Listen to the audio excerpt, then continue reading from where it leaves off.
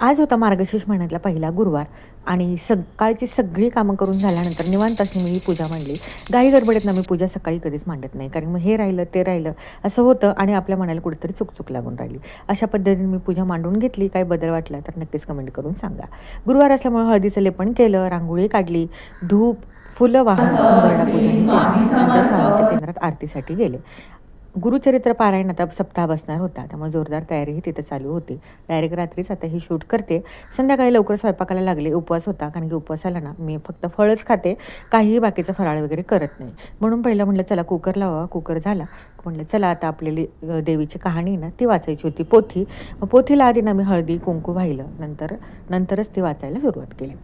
ते वाचून झाल्यानंतर म्हटलं आज गोडाचं काहीतरी बनवावं, म्हणून शेवया आणि रवा हे दोन्ही मिक्स अशी ना गोड अशी छान खीर बनवली. अशा पद्धतीने नैवेद्याचं ताट केलं आणि आरतीही करून घेतली.